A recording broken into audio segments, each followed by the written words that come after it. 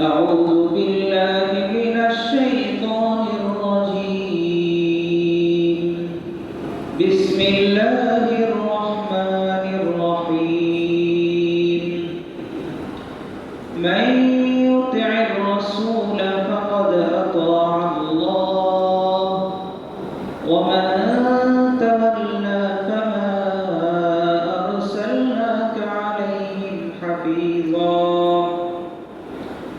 وقال تعالى في آية آخر: وما آتاكم الرسول فخذوه وما نهاكم عنه فانتهوا واتقوا الله إن الله شديد العقاب. وعن ابن عمر رضي الله تعالى عنه أنه قال: أن النبي صلى الله عليه وسلم أمر بزكاة الفطر قبل خروج الناس إلى الصلاة، أو كما قال عليه الصلاة والسلام: سبحانك لا علم لنا إلا ما علمتنا إنك أنت العليم الحكيم. صدق الله المولانا العظيم وصدق رسوله النبي الكريم، ونحن على ذلك من الشاهدين والشاكرين، والحمد لله رب العالمين. সকলে দুরূদ শরীফ করি। আল্লাহুম্মা সাল্লি আলা মুহাম্মাদ ওয়া আলা আলি মুহাম্মাদ কামা সাল্লাইতা আলা ইব্রাহিম ওয়া আলা আলি ইব্রাহিম ইন্নাকা হামিদুম মাজিদ। আল্লাহুম্মা বারিক আলা মুহাম্মাদ ওয়া আলা আলি মুহাম্মাদ কামা বারাকতা আলা ইব্রাহিম ওয়া আলা আলি ইব্রাহিম ইন্নাকা হামিদুম মাজিদ। আলহামদুলিল্লাহ, মহান রব্বুল আলামিনের দরবারে লাখো কোটি শুকরিয়া যে মহান রব্বুল আলামিন আমাকে আপনাকে এই রমজানুল মুবারকের জুমার দিন জুমার আজানের সাথে সাথে মসজিদে আসার এবং বসার সুযোগ করে দিয়েছেন। তাই মহান রব্বে কারীমের দরবারে অন্তরের অন্তঃস্থল থেকে শুকরিয়া আদায় করে কালিমাতুশ শুকর বলি আলহামদুলিল্লাহ। এবং লক্ষ কোটি দুরূদ ও সালাম সাইয়্যিদুল মুরসালিন খাতামুন নবিয়্যিন মুহাম্মদুর রাসূলুল্লাহ সাল্লাল্লাহু আলাইহি ওয়াসাল্লামের উপর।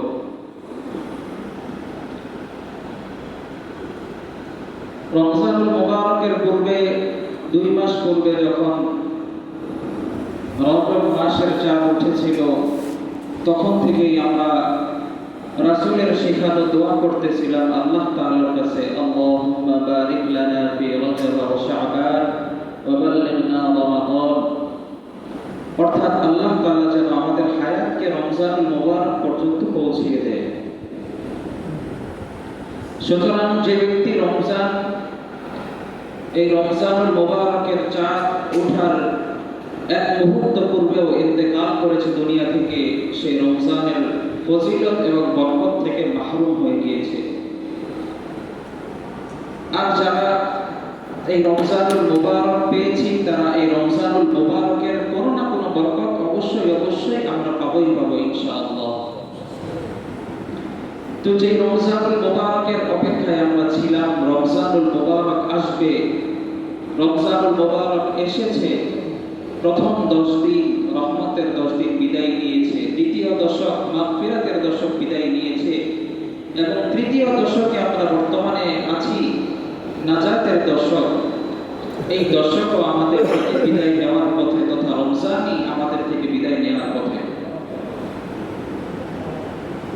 তো রমজানুল মুবারক আল্লাহ তাআলা দিয়েছেন হলো মানুষ যেন তাকওয়া অর্জন করতে পারে, মানুষ যেন তাদের গুনাহের যে আমলনামা এটাকে আল্লাহ তাআলার কাছ থেকে ক্ষমা করে নিতে পারে, তার গুনাহের আমলনামা শেষ হয়ে যেন নেকির পাল্লা ভারী হয়, এই চেষ্টা, এই ফিকির এবং এই কাজ যেন সে সফল হয়, এই জন্য আল্লাহ তাআলা এই রমজানুল মুবারক দিয়েছেন। রাসূলুল্লাহ সাল্লাল্লাহু আলাইহি ওয়াসাল্লামের হাদিস, একদিন আল্লাহর নবী মসজিদে এসে সাহাবাদেরকে উদ্দেশ্য করে বললেন যে হে সাহাবারা, তোমরা চতুর্দিকে ছড়িয়ে ছিটিয়ে যে বসে আছো, তোমরা মিম্বারের দিকে এগিয়ে আসো। তারপর রাসূলুল্লাহ সাল্লাল্লাহু আলাইহি ওয়াসাল্লাম মিম্বারে আরোহণ করলেন। আরোহণ করার সময় যখন প্রথম সিঁড়িতে পা রাখলেন তখন বললেন আমিন, তথা আল্লাহ আপনি কবুল করুন। দ্বিতীয় সিঁড়িতে যখন পা রাখলেন আবারও বললেন আমিন। তৃতীয় সিঁড়িতে পা রাখলেন আবারও বললেন আমিন। তারপর যখন রাসূলুল্লাহ সাল্লাল্লাহু আলাইহি ওয়াসাল্লাম ওনার নসিহত আলোচনা খুতবা শেষ করলেন, নামাজ শেষ করার পর যখন সমস্ত কার্যক্রম শেষ হলো তখন সাহাবারা আরজ করলেন, ইয়া রাসূলুল্লাহ, আজকে আপনাকে আপনার মধ্যে এমন একটা আমল দেখতে পেয়েছি, এমন একটা কাজ করতে দেখেছি যেটা আমরা ইতিপূর্বে কখনো দেখি নাই। তারপর রাসূলুল্লাহ সাল্লাল্লাহু আলাইহি ওয়াসাল্লাম জবাব দিলেন যে আমি যখন প্রথম সিঁড়িতে পা রাখলাম তখন জিবরাইল আমিন আমার কাছে আসলো, এসে বলল, ইয়া রাসূলুল্লাহ, ওই ব্যক্তি ধ্বংস হোক যে ব্যক্তি তার পিতা মাতা উভয়কে বৃদ্ধ অবস্থায় পাইল, অথবা তাদের দুইজনের মধ্যে থেকে কোনো একজনকে বৃদ্ধ অবস্থায় পাইল কিন্তু তারা তাকে জান্নাতে প্রবেশ করাইতে পারে নাই, অর্থাৎ ওই সন্তান তার পিতামাতার খেদমত করে জান্নাত অর্জন করতে পারে নাই, ওই ব্যক্তি ধ্বংস হোক। জিবরাইল আমিন দোয়া করেছে, বদদোয়া করেছে, আমি তার জবাবে আমিন বলেছি। যখন দ্বিতীয় সিঁড়িতে পা রাখলাম তখন পুনরায় জিবরাইল বলল যে ইয়া রাসূলুল্লাহ, ওই ব্যক্তি ধ্বংস হোক যে ব্যক্তির কাছে, যে ব্যক্তির সামনে আপনার নাম উচ্চারণ করা হলো আর ওই ব্যক্তি আপনার উপর দুরূদ পড়ে নাই, ওই ব্যক্তিও ধ্বংস হোক। প্রতি উত্তরে আমি বলেছি আমিন। যখন তৃতীয় সিঁড়িতে পা রাখলাম পুনরায় জিবরাইল আমিন বলল যে ইয়া রাসূলুল্লাহ, ওই ব্যক্তিও ধ্বংস হোক যে ব্যক্তি পুরো রমজানুল মুবারক পাইল কিন্তু এই রমজানুল মুবারকের মাধ্যমে সে তার নিজের গুনাহ খাতাকে ক্ষমা করাইতে পারে না, ওই ব্যক্তিও ধ্বংস হোক। তখন আমি জবাবে বলেছিলাম আমিন। এই কথাটা আবার অন্য হাদিসের মধ্যে এইভাবে আছে, আন আবি হুরায়রা রাদিয়াল্লাহু তাআলা আনহু আন্নাহু قال قال رسول الله صلى الله عليه وسلم رغم أنف رجل ذكرت عنده فلم يصل علي।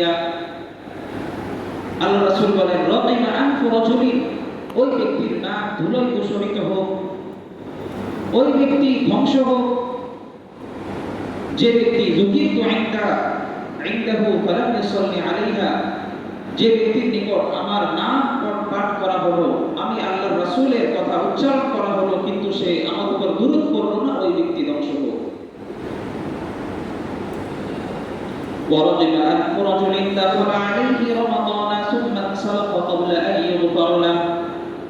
তারপর পুনরায় রাসূল বললেন, রগিমা আনফু রাজুলিন, ওই ব্যক্তির নাক ধুলোয় দূষিত হোক, ওই ব্যক্তি ধ্বংস হোক।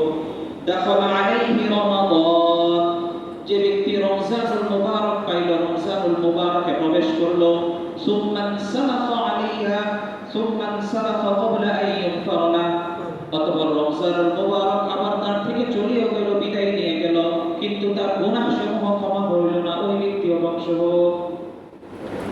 তৃতীয় নাম্বার হলো ওই ব্যক্তি রগিমা আনফু রাজুলিন আদরাকা ইনদাহু আবাওয়াহুল কিবার ফালাম ইয়াদখুলাহুল জান্নাহ।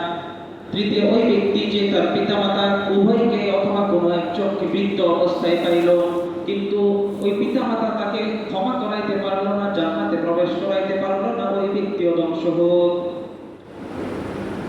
অর্থাৎ এই হাদিসের মধ্যে রাসূলুল্লাহ সাল্লাল্লাহু আলাইহি ওয়াসাল্লাম বলেছেন যে তুমি কেমন উম্মত তুমি কেমন নবীজির মহাব্বতের দাবিদার, তুমি কেমন উম্মত যে তোমার নিকট নবীজির নাম পাঠ করা হলো, নবীজির আলোচনা করা হলো, কিন্তু তুমি নবীজির নাম শুনে নবীজির উপর দুরূদ পড়লা না। তুমি কেমন উম্মত,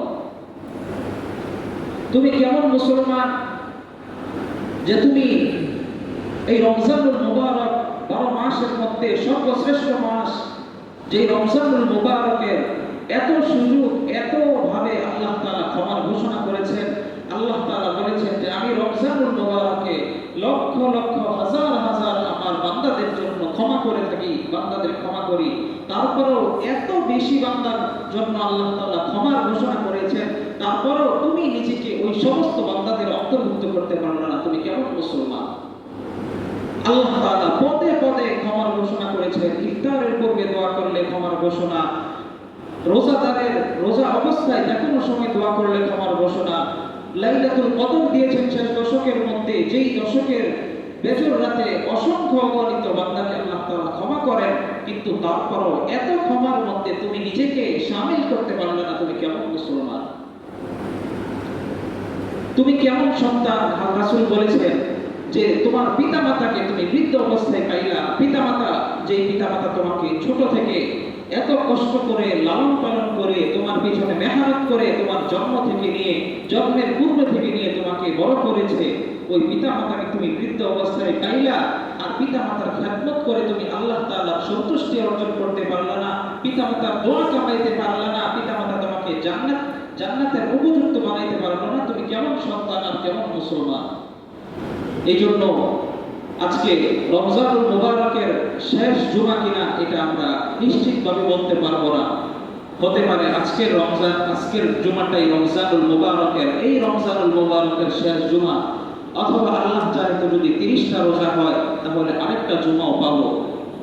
এই জন্য রমজানুল মুবারকে আমরা ইবাদত তো টুকটাক করি, কম বেশি সবাই ইবাদত করার চেষ্টা করে, কিন্তু এই ইবাদতটা আমার জন্য পরিপূর্ণ কিনা, আমি ইবাদতের মাধ্যমে আমার গুনাহসমূহকে ক্ষমা করাইতে পারলাম কিনা। আল্লাহ তাআলা যে বলেছেন, রমজানুল মুবারক দিয়েছেন, শাহরু রমাদানাল্লাযী উনজিলা ফীহিল কুরআন হুদাল লিন-নাস। আল্লাহ তাআলা রমজানুল মুবারক দিয়েছেন, রোজা দিয়েছেন তাকওয়া অর্জনের জন্য। ইয়া আইয়ুহাল্লাযীনা আমানু কুতিবা আলাইকুমুস সিয়াম কামা কুতিবা আলাল্লাযীনা মিন ক্বাবলিকুম লাআল্লাকুম তাত্তাকুন। তো এই রমজানুল মুবারকের মাধ্যমে আমি তাকওয়া অর্জন করতে পারলাম কিনা, আমি আমার গুনাহসমূহকে মাফ করাইতে পারলাম কিনা, এটা হলো দেখার বিষয়। আল্লাহ তাআলা কেমন যেন বান্দাকে বলতেছে যে বান্দা, তোমাকে দীর্ঘ 11 মাস আমি তোমার দোয়া কবুল করি, তোমার গুনাহ ক্ষমা করি, কিন্তু কিছুটা কম। কিন্তু এই রমজান 12 মাসের মধ্যে একটা মাস আমি কি স্পেশাল ভাবে, বিশেষভাবে তোমাদেরকে দিয়েছি, যাতে তোমরা অন্য 11 মাসে যদি ইবাদত কিছুটা কম করো, গুনাহ মাফ নাও করাইতে পারো, কমপক্ষে এই রমজানুল মুবারকের এত বিশাল বিশাল অফারের মাধ্যমে তুমি তোমার গুনাহকে ক্ষমা করিয়ে নাও, তুমি তাকওয়া অর্জন করো, আমার কাছাকাছি আসো। কিন্তু তারপরেও যদি ক্ষমা করাইতে না পারি, তাহলে রাসূলের বদদুয়া আমাদের জন্য, ফেরেশতাদের সর্দার জিবরাইল আমিন বদদুয়া করেছেন। উভয় জাহানের সর্দার, আকায়ে নামদার, তাজদারে মদিনা মুহাম্মদুর রাসূলুল্লাহ সাল্লাল্লাহু আলাইহি ওয়াসাল্লাম এই বদদুয়ার উপর আমিন করেছেন। এবং জায়গাটা হলো মসজিদে নববীর মিম্বার, যেই জায়গাটা এমনি দোয়া কবুলের জায়গা। তো মুফাসসিরিনে কেরাম বলেন, এই তিনটা বিষয় যখন একত্রিত হয়, অর্থাৎ তিনটা দোয়া কবুলের অবস্থা যখন একত্রিত হয়, তখন বোঝা যায় যে এই দোয়াটা আল্লাহ তাআলা অবশ্যই কবুল করেছেন বা করবেন। এই জন্য অত্যন্ত দুঃখ এবং আফসোস এবং পরিতাপের বিষয় যে রমজানুল মুবারকের শুরুতে মসজিদে কিছুটা মুসল্লি থাকলেও যত দিন যায় তত মুসল্লির সংখ্যা কমতে থাকে। অথচ রাসূলুল্লাহ সাল্লাল্লাহু আলাইহি ওয়াসাল্লামের আমল ছিল যে রমজানের শুরুতে আমলের যে পরিমাণ ছিল, সাহাবাদের রমজানের শুরুতে আমলের যে অবস্থা ছিল, রমজান যত শেষ দিকে যেত তত আমলের সংখ্যা, আমলের অবস্থা আরো বেড়ে যেত। কিন্তু আমাদের অবস্থা হলো উল্টা। এই জন্য আমরা রমজানুল মুবারকের আর অল্প কয়েকটা দিন আছে। জানি না কার আমলের মধ্যে গুনাহ বাকি আছে, কে আল্লাহ তাআলার কাছে মুত্তাকিদের অন্তর্ভুক্ত হয়েছে, কে হতে পারি নাই। এজন্য আমরা প্রত্যেকেই এই বাকি সময়গুলা, বাকি অল্প কয়েকদিন যে আছে রমজানুল মুবারকের, এই সময়টাতে আমরা সময়টাকে নষ্ট না করে, বাজার ঘাটে সময়কে অপচয় না করে, আমরা বেশি থেকে বেশি আমলের মাধ্যমে আমাদের গুনাহগুলোকে মাফ করাই এবং আমাদের আমলের পরিমাণ বাড়িয়ে নিই। রমজানুল মুবারক ছাড়া অন্য সময় আল্লাহ তাআলা বান্দা যখন একটা আমল করে, আল্লাহ তাআলা 1 থেকে 10 গুণ পর্যন্ত ওইটার সওয়াবকে বৃদ্ধি করেন। আল্লাহ চাইলে একটা দিতে পারেন, অথবা আল্লাহ চাইলে একটার পরিবর্তে 10টা দিতে পারেন। কিন্তু এই রমজানুল মুবারকের ব্যাপারে এটার কোনো সীমা রেখা নাই। আল্লাহ তাআলা বলেছেন রমজানুল মুবারকে একটা আমল করলে সর্বনিম্ন 70টা আমল, আর আল্লাহ তাআলা চাইলে এটাকে 700, 7,000, 7 লক্ষ, 7 কোটি পর্যন্ত চাইলে আরো বেশি বৃদ্ধি করতে পারে। রমজানুল মুবারকে যখন বান্দা একটা আমল করে, তখন ফেরেশতারা আল্লাহ তাআলার কাছে অনুমতি চায় যে আল্লাহ কত লিখবো। স্বাভাবিকভাবে ফেরেশতাদের জন্য নির্ধারিত হলো একটা আমল করলে 70টা সওয়াব লেখা, একটা সিজদা করলে 70টা সিজদার সওয়াব লেখা। কিন্তু আল্লাহ তাআলা চাইলে বান্দার আমলের মাধ্যমে যদি আল্লাহ তাআলা খুশি হয়ে যান, তাহলে আল্লাহ ফেরেশতাদেরকে বলবে যে 70 না, 70,000 না, 70 লাখ না, 70 কোটি না, আমি এটার সওয়াব লিখবো, আমি আল্লাহ তাআলা এর প্রতিদান দিব। এইজন্য আল্লাহ তাআলা এত সুযোগ দিয়েছেন আমাদেরকে, যদি আমরা এই সুযোগকে কাজে না লাগাই, তাহলে আমার যে হতভাগা দুনিয়া আখিরাতে আর কেউ হতে পারে না। আমার যে নালায়েক, রাসূল বলেছেন রবিনা আনফুরজুলিন, ওই ব্যক্তি ধ্বংস হোক, ওই ব্যক্তির নাক ধুলোয় দূষিত হোক, ওই ব্যক্তির নাক ধুলণ্ঠিত হোক। এই জন্য আমরা চেষ্টা করব, আমল করব, এই বাকি রমজানুল মুবারকের কয়েকটা দিন বেশি থেকে বেশি আমলের মধ্যে, কোরআনে কারীমের তেলাওয়াতের মধ্যে, জিকির আজকারের মধ্যে, নামাজ বেশি বেশি পড়ার মাধ্যমে আমি এই বাকি রমজান আমলের মধ্যে কাটানোর চেষ্টা করি। তাহলে হয়তো আল্লাহ তাআলার কাছে ক্ষমার আশা করতে পারি। আমরা বর্তমান দুনিয়াতে মানুষের অবস্থা দেখলে মনে হয় যে মানুষ দুনিয়াতে আসছে, মনে হয় আর জীবনেও এই দুনিয়া থেকে বিদায় নেবে না। মৃত্যু যে একটা অনিবার্য সত্য, কুল্লু নাফসিন যায়িকাতুল মাউত।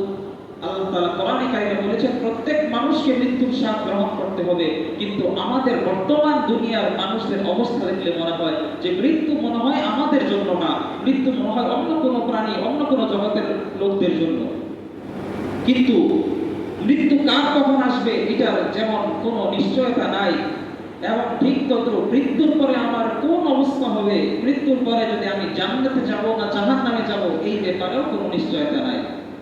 হাদিসের মধ্যে আছে তুহফাতুল মুমিনিল মাউত, মুমিনদের জন্য মৃত্যু হলো উপহার স্বরূপ।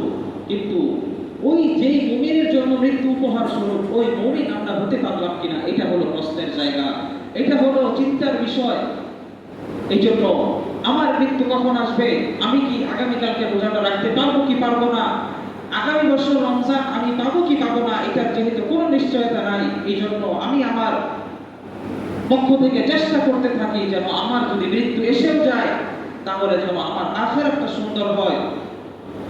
হাদিসের মধ্যে আছে যে তোমরা প্রত্যেকটা আমল এমন ভাবে করো, তুমি রোজাটা এমন ভাবে রাখো যেন এই রোজাটাই তোমার জীবনের শেষ রোজা। তুমি জুমার নামাজটা, প্রত্যেক ওয়াক্ত নামাজ তুমি এমন ভাবে পড়ো যেন এই নামাজটাই তোমার জীবনের সর্বশেষ নামাজ। অর্থাৎ যদি আমার কাছে ঘোষণা করা হয় বা আমার ব্যাপারে ফয়সালা হয়ে যায় যে আমার 2 ঘন্টা পরে ফাঁসির কাস্টে ঝুলতে হবে, আসরের আগে আমার ফাঁসি দেওয়া হবে, তাহলে চিন্তা করে দেখেন আপনি আজকের জোহরের নামাজটা কিভাবে পড়তাম। যদি এমন আমার জানা থাকতো যে আগামীকালকে আমি মৃত্যুবরণ করব, তাহলে আমি আজকের দিনটা কিভাবে অতিক্রম করতাম, আজকের দিনটা কিভাবে অতিবাহিত করতাম, চিন্তা করে দেখি। ওইভাবে প্রতিটা দিন অতিক্রম করাই হলো মুমিনের কাজ। এই জন্য আমরা এই রমজানুল মুবারককে গনিমত হিসাবে মনে করে সারা রমজান যতটুকু ইবাদত করেছি আর না করেছি, এই অল্প কয়েকটা দিন আছে, 6 দিন অথবা 7 দিন, এই সময়টাকে আমরা বেশি থেকে বেশি সময়কে নষ্ট না করে আমলের মধ্যে কাটানোর চেষ্টা করি। আল্লাহ তাআলা আমাদের সবাইকে তৌফিক দান করুন। এই রমজানুল মুবারক যখন শেষ হবে, ওই সময়ের একটা গুরুত্বপূর্ণ আমল হলো সাদকাতুল ফিতর, যাকাতুল ফিতর। হাদিসের মধ্যে আসছে রাসূলুল্লাহ সাল্লাল্লাহু আলাইহি ওয়াসাল্লাম বলেছেন, عن ابن عباس رضي الله تعالى عنه أنه قال فرض رسول الله صلى الله লিস-সাইম মিনাল লাগwi ওয়ার রাফাস ওয়া তু'মাতান লিল মাসাকিন। আল্লাহ রাসূল বলেছেন, যখন তোমরা এই রমজানুল মুবারকের রোজাগুলোকে শেষ করো, রমজানকে অতিবাহিত করে ফেলো, তখন এই রমজানুল মুবারকের শেষে রমজানুল মুবারকের রোজাগুলোকে পরিপূর্ণ করার জন্য তোমরা সাদকাতুল ফিতর দাও, তোমরা ফিতরা দাও, যেটা গরীব দুঃখীর হক। সামর্থ্যবান মুসলমান যেটা গরীব দুঃখীকে দিয়ে থাকে। কি জন্য? এক নাম্বার কারণ হলো তুহরাতান লিস-সাইম মিনাল লাগwi ওয়ার রাফাস। এক নাম্বার কারণ হলো রোজা অবস্থায় তোমরা বেহুদা কথাবার্তা বলেছো, রোজা অবস্থায় অনর্থক কাজকর্ম তোমাদের দ্বারা হয়েছে। এই অনর্থক কাজকর্ম, অনর্থক কথাবার্তার যেন প্রতিফল স্বরূপ অনর্থক কাজসমূহের এটার প্রতিক্রিয়া স্বরূপ আল্লাহ তাআলা তোমার জন্য সদকা ওয়াজিব করেছেন। অর্থাৎ রোজার মধ্যে যে সমস্ত কমিখানি হয়ে গেছে, কমতি হয়ে গেছে, এই কমতিটা পরিপূরক হিসাবে আল্লাহ তাআলা রাসূলের মাধ্যমে এটা আমাদের জন্য ওয়াজিব করেছেন, আমাদের জন্য আবশ্যক করেছেন। দুই নাম্বার কারণ হলো ওয়া তু'মাতান লিল মাসাকিন। দুই নাম্বার কারণ হলো যে রমজানুল মুবারক এই এক মাস রোজা রাখার পর আল্লাহ তাআলা বান্দার জন্য খুশির দিন একটা ঈদ নির্ধারণ করেছেন। তো এই ঈদ নির্ধারিত দিন আল্লাহ তাআলার পক্ষ থেকে, ঈদ মানে খুশি, এই খুশির দিন যেন শুধু যারা সামর্থ্যবান মুসলমান, যারা ধনী মুসলমান তারা আনন্দ উপভোগ করবে, খুশি হবে, আর যারা দরিদ্র তারা এই খুশি থেকে বঞ্চিত থাকবে, এমন যেন না হয়। বরং দরিদ্র মুসলমান যারা আছে তারাও যেন তোমাদের সাথে ঈদের আনন্দের মধ্যে শরীক হতে পারে, এই জন্য তোমরা তাদেরকে সদকা দাও। তো তু'মাতান লিল মাসাকিন। রাসূল বলেছেন এই দুই কারণে মূলত আল্লাহ তাআলা বান্দাদের জন্য এই সদকায়ে ফিতর ওয়াজিব করেছেন। অর্থাৎ যে সামর্থ্যবান মুসলমানরা তারা ঈদের দিন, ঈদের নামাজের পূর্বে গরীব দুঃখী যারা আছে, অসহায় মুসলমান যারা আছে তাদেরকে সদকা দিবে। এটা আল্লাহ তাআলা কোরআনে কারীমের মধ্যে সরাসরি সদকায়ে ফিতরের ব্যাপারে কোনো আলোচনা করেন নাই, কিন্তু রাসূল স্পষ্ট হাদিসের মধ্যে এই সদকায়ে ফিতর ওয়াজিব যে আবশ্যক যে এটার কথা বলেছেন।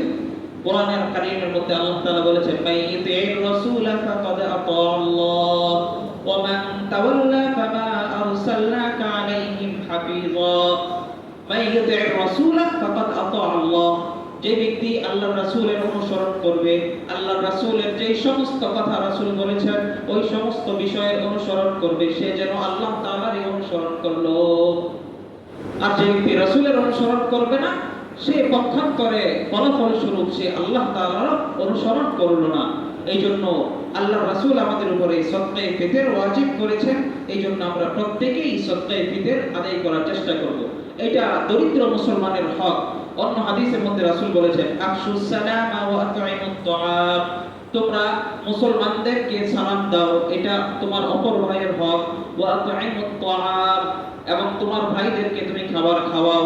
ওয়া আসরিবুল হাম তুরাসুল জিনান, তোমরা একে অপরকে সালাম দাও, এটা তোমার অপর ভাইয়ের হক, যেটা তোমার কাছে প্রাপ্য। তোমরা দরিদ্র মুসলমান যারা আছে তাদেরকে এবং তোমার ভাইদেরকে তোমরা খাবার খাওয়াও। ওয়া আসরিবুল হাম, এবং যারা কাফের মুশরিক আছে তাদের গর্দানে আঘাত করো। এটার ফলাফল হিসাবে আল্লাহ তাআলা বলেন তুরাসুল জিনান, তোমাদের প্রত্যেককে আল্লাহ তাআলা জান্নাতের উপযুক্ত বানিয়ে দিবেন। এইজন্য আমরা এই সদকায়ে ফিতর যথাযথভাবে আদায় করব। এবং এই সদকায়ে ফিতর কখন ওয়াজিব হয়েছে? সদকায়ে ফিতর মূলত দ্বিতীয় হিজরিতে আল্লাহ রাসূলের মাধ্যমে আল্লাহ তাআলা ওয়াজিব করিয়েছেন, ওয়াজিব হয়েছে। এবং প্রতি বছর যে আমাদের উপর কখন ওয়াজিব হয়? প্রতি বছর যখন রমজানুল মুবারক শেষ হয়ে ঈদের দিন শাওয়াল মাসের প্রথম দিন যখন ফজরের ওয়াক্ত হয়, তাহাজ্জুদের সময় শেষ হয়ে ফজরের ওয়াক্ত হয়, ওই সময়টা সদকায়ে ফিতর ওয়াজিব হয়। আল্লাহ তাআলা আমাদের জন্য আমরা যত আমল করি, এই আমলটা স্বাভাবিকভাবে দুই প্রকার। একটা হলো শারীরিক ইবাদত, আর একটা হলো মালি ইবাদত। এই শারীরিক ইবাদত যেগুলো আছে, যেমন নামাজ বলেন, রোজা বলেন, এগুলো সময়ের পূর্বে করা জায়েজ নাই। অর্থাৎ যখন নির্ধারিত সময় হবে, যেমন আজকের জুমার নামাজ ওয়াজিব হয়েছে, ফরজ হয়েছে কখন? যখন জুমার ওয়াক্ত হয়েছে। আগামী আজকে যে আসরের নামাজ পড়বো, এই আসরের নামাজ আমাদের উপর ফরজ হবে কখন? যখন আসরের রক্ত হবে। এই আসরের রক্তের পূর্বে আমি যদি জুমার পরে আসরের নামাজ পড়ে ফেলি, নামাজ আদায় হবে না। রমজানুল মুবারকের রোজা ফরজ যখন রমজানুল মুবারকের চাঁদ উঠবে। এখন আমি যদি রমজানুল মুবারকের পূর্বে শাবান মাসে যদি নিয়ত করে রমজানের রোজা রাখা শুরু করি, রমজানের রোজা আদায় হবে না। আর অপর দিকে হলো মালে ইবাদত।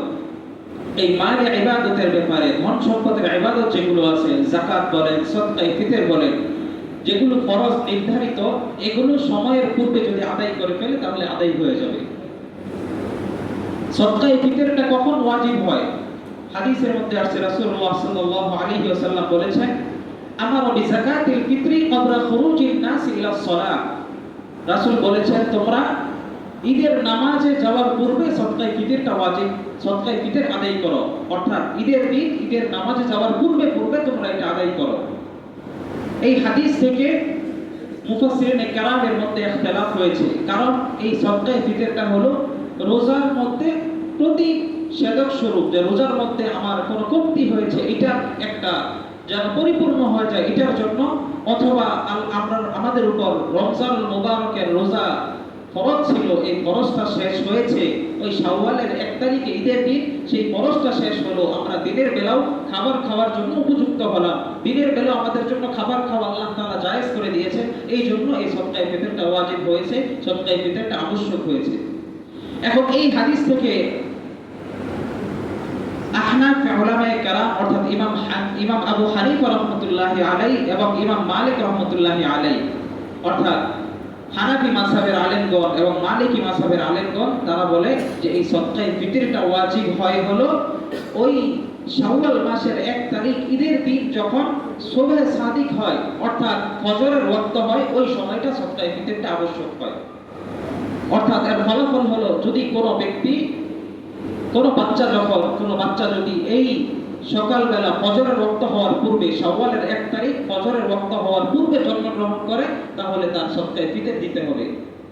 আর বিপরীত, যদি কোনো সন্তান এই ফজরের ওয়াক্ত হয়ে যাওয়ার পর জন্মগ্রহণ করে, তাহলে তার উপর সদকা ফিতর দিতে হবে না। আবার যদি কোনো মানুষ যদি এই ফজরের ওয়াক্ত হওয়ার পর মৃত্যুবরণ করে, তারও সদকা ফিতর দিতে হবে, কারণ ওয়াজিব হওয়ার সময়টা সে দুনিয়াতে ছিল। আবার যখন কেউ এই ফজরের ওয়াক্ত হওয়ার পূর্বে মারা যায়, তুলুয়ে ফজর হওয়ার পূর্বে মারা যায়, তাহলে তার সদকা ফিতর দিতে হবে না। এটা হলো ইমাম আবু হানিফা এবং ইমাম মালিক রাহমাতুল্লাহি আলাইহির মত। আবার এই বিপরীত মত যারা পোষণ করে, ইমাম শাফিঈ, ইমাম হাম্বল, এরা যে মতটা প্রকাশ করে, ওনারা বলেন যে যখন রমজানুল মুবারকের রোজা শেষ হয়ে যায়, অর্থাৎ 30 রোজা অথবা 29 রোজার ইফতার হয়ে যায়, মাগরিবের সময় হয়, ওই সময়টা সদকা ফিতর ওয়াজিব হয়। কিন্তু আহনাফ উলামায়ে কেরাম বা ইমাম আবু হানিফা রাহমাতুল্লাহি আলাইহি, আরো যারা আমাদের হানাফি মাযহাবের উলামায়ে কেরাম, তারা এটার একটা কারণ উল্লেখ করেন যে আমরা এই ফজরের সময়টাকে, সুবহে সাদিকটাকে, তুলুয়ে ফজরটাকে, এটার সময় নির্ধারণ করলাম কি জন্য? কারণ দেখেন, আজকে আমরা রোজা রেখেছি, আমাদের এই রোজাটা শেষ হবে কখন? মাগরিবের সময়। মাগরিবের পর থেকে নিয়ে আগামীকালকে ফজর পর্যন্ত পুরা মাস রমজানুল মুবারকে আমাদের জন্য খাবার অনুমতি আছে, আমাদের জন্য রোজা বহির্ভূত কাজ যেগুলো, সেগুলো করার অনুমতি আছে। তাহলে এটা আর নতুন কিছু না। আল্লাহ তাআলা এই শাওয়াল মাসে আমাদের জন্য নতুন আরেকটা বিধান দিয়েছেন, অর্থাৎ আজকে থেকে আর তোমাদের জন্য রোজা রাখতে হবে না। তো ওই বিধানটা শুরু হয় কখন? যখন আজকের দিনের রোজা রাখার সময় শুরু হয় তখন থেকে। অর্থাৎ রোজা না রাখার বিধানটা, শাওয়াল আসলে যে রোজা রাখবো না, এই রোজা না রাখার বিধানটা শুরু হয় কখন থেকে? ফজরের ওয়াক্ত থেকে।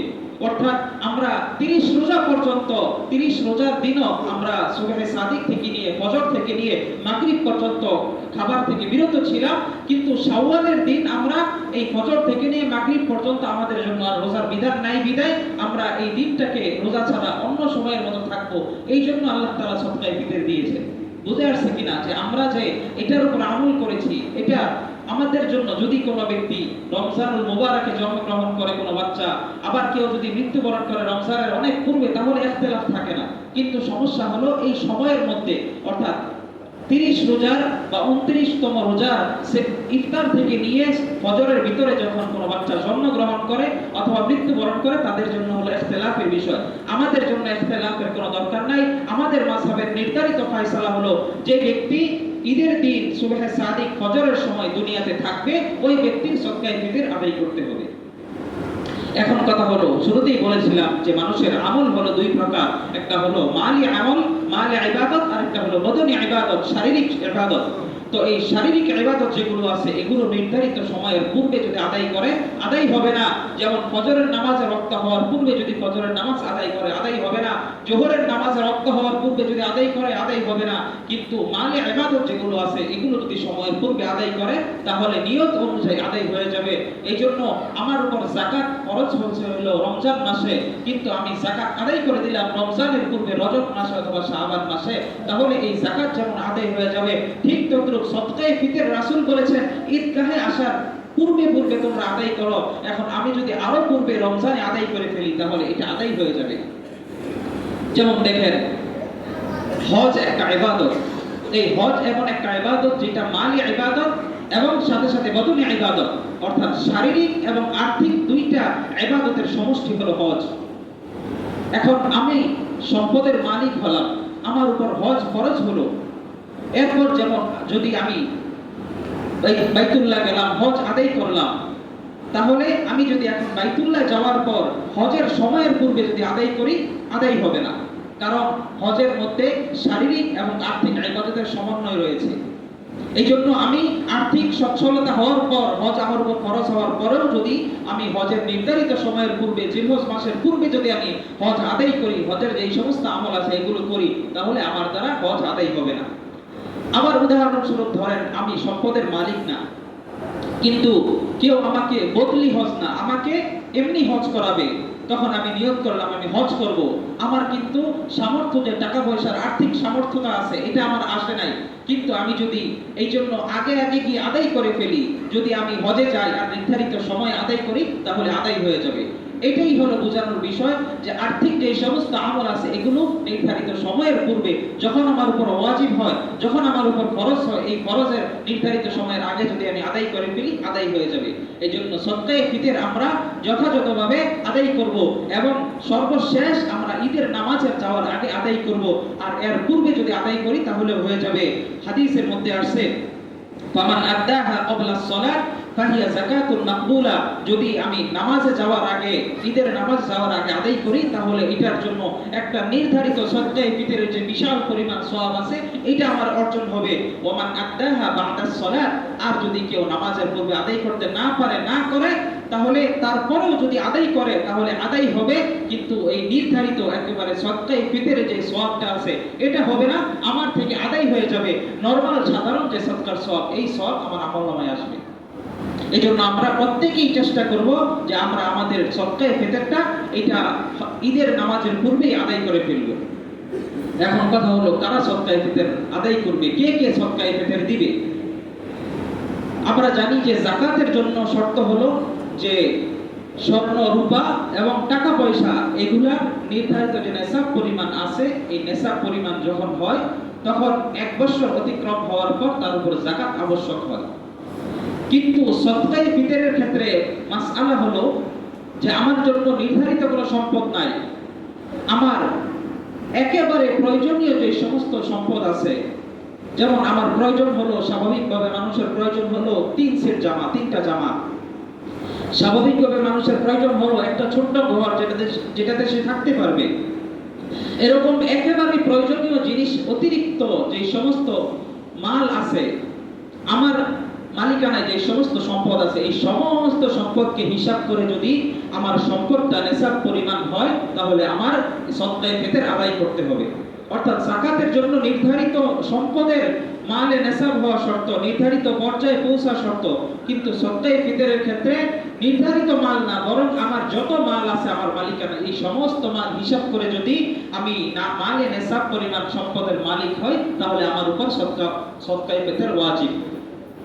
এই জন্য দেখা যায় স্বাভাবিকভাবে যাদের উপর যাকাত ওয়াজিব না এমনও প্রায় এক কথায় যারা একেবারে দরিদ্র না, অর্থাৎ যারা দিনে আনে দিনে খায় এরকম মুসলমান ছাড়া প্রত্যেকের উপরেই সদকায়ে ফিতর ওয়াজিব হয়। এবং সদকায়ে ফিতর যাকাত হলো প্রত্যেক ব্যক্তি, আমি সম্পদশালী, আমার মাল থেকে শুধু আমার উপর যাকাত আবশ্যক হবে। কিন্তু সদকায়ে ফিতরটা একটু ভিন্ন। সদকায়ে ফিতর সন্তানের পক্ষ থেকেও পিতামাতার আদায় করতে হবে, নাবালেগ সন্তানের পক্ষ থেকে। যদি সন্তান বালেগ হয়ে যায় তাহলে তারটা সে আদায় করবে, অর্থাৎ অপ্রাপ্ত বয়স্ক সন্তানের পক্ষ থেকে পিতা আদায় করবে। এবং আমার অধীনে যদি কোনো গোলাম থাকে, কোনো বাদী থাকে, বর্তমানে গোলাম বাদীর মাসআলা নাই, তারপরেও যদি গোলাম বাদী থাকে তাদের পক্ষ থেকেও আমাকে আদায় করতে হবে। এই জন্য মোটামুটি আমরা যারা আছি, যারা মোটামুটি সচ্ছল, প্রত্যেকের উপরই সদকায়ে ফিতর ওয়াজিব। এবং আমি আমার সদকায়ে ফিতর ওয়াজিব আদায় করব আমার নিজের পক্ষ থেকে, এবং আমি আমার নাবালেগ সন্তানের পক্ষ থেকে আদায় করব। আমি যদি আমার প্রাপ্তবয়স্ক বালেগ সন্তান যারা আছে, আমার স্ত্রী আছে, এদের পক্ষ থেকে যদি আদায় করে দেই তাদেরটা আদায় হয়ে যাবে, কিন্তু তাদেরটা আদায় করা আমার উপর ওয়াজিব না। কিন্তু আমার নাবালেগ সন্তানের পক্ষ থেকে আমার আদায় করাটা হলো ওয়াজিব। এজন্য আমরা প্রত্যেকেই যথাযথভাবে সদকায়ে ফিতর আদায়ের চেষ্টা করব। এবং এই সদকায়ে ফিতর কাদেরকে দিব? যারা ওই যাকাত খাওয়ার উপযুক্ত, যারা সদকা খাওয়ার উপযুক্ত, যারা দরিদ্র ফকির মুসলমান ইতিম গরীব, তারা হলো এই যেমন যাকাত খাওয়ার উপযুক্ত, ওরাই হলো এই সদকায়ে ফিতর খাওয়ার উপযুক্ত। আর এই সদকায়ে ফিতর পাঁচটা জিনিস দ্বারা রাসূল আদায় করতে বলেছেন। সাহাবায়ে কেরাম ওই সময় এই পাঁচটা জিনিস দ্বারা আদায় করেছেন। এবং সাহাবায়ে কেরামের মধ্যে এই আমলও ছিল যে তারা ওই পাঁচটা জিনিস দ্বারা আদায় না করে এগুলোর মূল্য দ্বারাও আদায় করেছেন, এবং মূল্য দ্বারা আদায় করলেও সদকায়ে ফিতর আদায় হয়ে যাবে। আরেকটা হলো অন্য হাদিসের মধ্যে আসছে যে রাসূলুল্লাহ সাল্লাল্লাহু আলাইহি ওয়াসাল্লামকে একবার হযরত ওমর রাদিয়াল্লাহু তাআলা জিজ্ঞাসা করলেন যে ইয়া রাসূলুল্লাহ, মানুষের জন্য সবচেয়ে উত্তম আমল কোনটা? তখন রাসূল বলেছিলেন, অন্য মানুষকে, মুসলমানকে খুশি করিয়ে দেওয়া। চাই তুমি তাকে খুশি করাও, তাকে বস্ত্র দিয়ে, তাকে কাপড় দিয়ে খুশি করাও, অথবা তাকে আহার করিয়ে খুশি করাও, অথবা তাকে যে কোনো প্রয়োজন পুরো করার মাধ্যমে তাকে খুশি করাও। মানুষকে খুশি করাটা হলো উত্তম আমল। এই জন্য বর্তমানে যেই পাঁচটা জিনিস দ্বারা সদকায়ে ফিতর ওয়াজিব আদায় হয়, এক নাম্বার হলো গম বা আটা, দুই নাম্বার হলো জব, তিন নাম্বার হলো খেজুর, চার নাম্বার হলো কিশমিশ, পাঁচ নাম্বার হলো পনির। তো এই সমস্ত বিষয়, যেমন আমি যদি আজকে উদাহরণস্বরূপ একজন যারা গরিব আছে, যে খাইতেই পারে না, তাকে যদি আমি 3 কেজি 300 গ্রাম খেজুর কিনে দেই, তার কি ফায়দা হবে? অথচ এটার মূল্য দিয়ে দিলে তার অন্য একটা কাজ সে করতে পারবে। এই জন্য সাহাবায়ে কেরাম থেকে এটা প্রমাণিত। সহিহ হাদিসের মধ্যে মুসান্নাদ ইবনে আবি শাইবার মধ্যে এক তাবী বলেন যে আমি সাহাবীদেরকে পেয়েছি তারা এই সদকায়ে ফিতর টাকা দ্বারা আদায় করত। সুতরাং যারা বলতে চায় যে সদকায়ে ফিতর টাকা দ্বারা আদায় করলে ওয়াজিব হবে না, তারা একটা ভুল কথা বলে। সাহাবায়ে কেরাম থেকে স্পষ্ট হাদিসের মাধ্যমে প্রমাণিত যে সদকায়ে ফিতর যদি টাকা দ্বারা আদায় করে, আদায় হয়ে যাবে। এখন কথা হলো পাঁচটা জিনিস, এই পাঁচটা জিনিসের মূল্য তো আর সমান না। রাসূলুল্লাহ সাল্লাল্লাহু আলাইহি ওয়াসাল্লাম হাদিসের মধ্যে নিসফে সা আর এক সরের কথা আছে। তো আমাদের দেশে এক স এটার পরিমাণ হলো 3 কেজি 270 গ্রাম। তো ওলামায়ে কেরাম এটাকে 3 কেজি 300 গ্রাম ধরে। আর এটার অর্ধেক হলো 1 কেজি 635 গ্রাম। গম বা আটার ক্ষেত্রে ফিতরার পরিমাণ হলো, সদকাতুল ফিতরের পরিমাণ হলো নিসফে সা, তথা 1 কেজি 165 গ্রাম, 265 গ্রাম। তো এইটার সমমান বাংলাদেশের আমাদের টাকার মূল্য হলো 110 টাকা। এই জন্য সদকায়ে ফিতর যদি কেউ গম বা আটার হিসাবে আদায় করতে চায়, তাহলে এর মূল্য হবে সর্বনিম্ন সদকা এই বছরের ইসলামিক ফাউন্ডেশন থেকে যেটা প্রকাশ করেছে, এটা হলো 110 টাকা। আর যদি কেউ জব দ্বারা আদায় করতে চায় জবের হিসাবে, তাহলে তার জন্য হলো 3 কেজি 300 গ্রামের হিসাবে 530 টাকা। এটা হলো দ্বিতীয় পর্যায়ে। তৃতীয় পর্যায়ের কেউ যদি খেজুরের হিসাবে আদায় করতে চায়, তার জন্য 2000 টাকা। বর্তমান বাজারে মোটামুটি মানের খেজুর 3 কেজি 300 গ্রাম খেজুরের মূল্য 2000 টাকা, 1980 থেকে 2000 টাকা। কেউ যদি কিশমিশ দ্বারা আদায় করতে চায়, তাহলে তার জন্য হলো 2650 টাকা।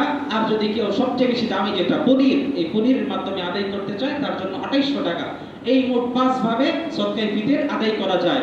এটা আমরা প্রত্যেকের ব্যক্তিগতভাবে জরুরি ছিল এটা হিসাব করে নেওয়া, কিন্তু আমাদের বর্তমানে বাংলাদেশের বিভিন্ন কওমি মাদ্রাসা এবং আমাদের ইসলামিক ফাউন্ডেশন থেকে এটা মোটামুটি একটা নির্ধারণ করে দিয়েছে।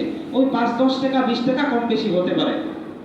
এজন্য আমরা কেউ আদায় করতে চাইলে সর্বনিম্ন 110 টাকা, সর্বোচ্চ 2800 টাকা, মাঝখানে আসে 530 টাকা, 2000 টাকা এবং 2650 টাকা। আমরা যার যেটা ইচ্ছা সেটা আমরা প্রত্যেকেই নিজেরটা আদায় করব, নিজের সন্তানেরটা আদায় করব। এবং সদকায়ে ফিতরের আরো মাসআলা জানার থাকলে আমরা ব্যক্তিগতভাবে জেনে নিব। যেমন কোনো ব্যক্তি যখন প্রবাসে থাকে, প্রত্যেক ব্যক্তি তার নিজে যিনি আদায় করবে তার নিজের অবস্থান অনুযায়ী ওই জায়গার উপর সদকায়ে ফিতর ওয়াজিব হবে, ওই জায়গার অনুযায়ী। যেমন কেউ সৌদি আরব থাকে, তাহলে সৌদি আরবের বাজার অনুযায়ী সদকায়ে ফিতর যেটা সেটা আদায় করতে হবে। সেটা সে সৌদি আরব আদায় করুক অথবা বাংলাদেশে আদায় করুক, তার উপর আবশ্যক হবে সৌদি আরবের হিসাবে। কেউ অস্ট্রেলিয়া থাকলে, আমেরিকা থাকলে, ওই জায়গা অনুযায়ী, ওই জায়গার বাজার অনুযায়ী তার উপর সদকায়ে ফিতর ওয়াজিব হবে। এবং তার সন্তানেরটাও যেহেতু পিতা ওই জায়গায় আছে, ওই জায়গা অনুযায়ী ওয়াজিব হবে। এবং সে এটা যেখানেই আদায় করুক ওইটা আদায় হয়ে যাবে, কিন্তু হিসাব হবে হলো ওই দেশের অনুযায়ী। সর্বশেষ কথা হলো, রমজানুল মুবারক আমাদের কাছে আসছিল, আমরা এর যথাযথভাবে আমল করার চেষ্টা করি, আমলের মাধ্যমে বেশি বেশি সময়টাকে কাজে লাগানোর চেষ্টা করি। এবং রমজানুল মুবারক বিদায় নিচ্ছে, রমজান বিদায় নেওয়ার পূর্বেই যেন আল্লাহ তাআলা আমাদের গুনাহসমূহকে ক্ষমা করে দেন, এই জন্য চেষ্টা করা, ফিকির করা এবং দোয়া করা। এবং সর্বশেষ কথা, আমরা আমাদের মসজিদের রমজানুল মুবারকে আমরা মসজিদ থেকে, মসজিদের অনেক কাজ চলতেছে, আমরা আপনাদের থেকে কোনো কালেকশনও করি নাই, কোনোদিন কোনো টাকার কথাও বলি নাই রমজানকে উপলক্ষ করে।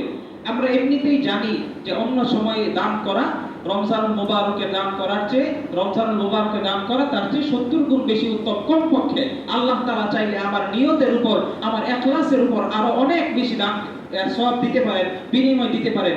এই জন্য আমরা জানি আমাদের মসজিদের বিভিন্ন প্রয়োজন আছে, জরুরত আছে। বর্তমানে আমাদের মসজিদের কিছু কাজও চলমান, যেমন এইখানে ওযু ইস্তেঞ্জাখানা, এটার অর্ধেক হয়ে কাজটা অসমাপ্ত হয়ে আছে। এবং আমাদের লাশের ঘর বানানো হয়েছে, এটার কাজটাও কিছুটা চলমান, কিছু কাজ বাকি আছে। এই জন্য আমরা প্রত্যেকেই রমজানুল মুবারককে কেন্দ্র করে আমরা বেশি থেকে বেশি দান করব এবং দান করার চেষ্টা করি। এই জন্য আমরা যে যা দান করব নিজেদের জন্য, নিজেদের পিতামাতা যারা কবরবাসী হয়েছে, দাদা দাদি কবরবাসী হয়েছে, অথবা যে কেউ কবরবাসী হয়েছে তাদের জন্য এবং নিজেদের সন্তানদের জন্য দান করি। আল্লাহ তাআলা দান দ্বারা আমাদের বিপদ আপদ বালা মুসিবত দূর করে দেন। হাদিসের মধ্যে আছে আস-সাদকাতু তারুদ্দুল বালা, যে এই দান সদকার মাধ্যমে যে বিপদ আপদ বালা মুসিবত আছে এগুলো দূর করে দেন। এবং হাদিসের মধ্যে আছে কারো এমন একটা রোগ হয়ে আছে যে অনেক ডাক্তার দেখিয়েছে, অনেক কিছু করেছে, অনেক ওষুধ খেয়েছে, কিন্তু রোগ থেকে মুক্তি পায় নাই।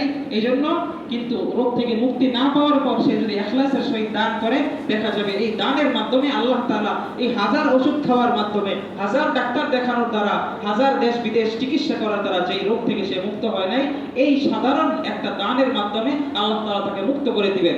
এটা আমার আপনার কথা না, কোরআন হাদিসের কথা। হাদিসের মধ্যে আছে যে আল্লাহ তাআলা দানের মাধ্যমে বালা মুসিবত দূর করেন, রোগ থেকে মুক্তি দান করেন। এই জন্য এই রমজানুল মুবারকে আমরা বেশি থেকে বেশি দান করব। আল্লাহ তাআলা আমাদের সবাইকে যে কথাগুলো বলা হলো, বলনেওয়ালা এবং শ্রোতা প্রত্যেকেই এই কথাগুলোর উপর আমল করার চেষ্টা করুন, আমিন। এবং রমজানুল মুবারকের যে অল্প কয়েকদিন বাকি আছে এই সময়টাকে কাজে লাগানোর তৌফিক দান করুন, আমিন। ওয়া আখিরু দাওয়ানা আলহামদুলিল্লাহি রাব্বিল আলামিন। যারা সুন্নাত করি নাই কবুল করুন, 4 রাকাত সুন্নাত করে নেই।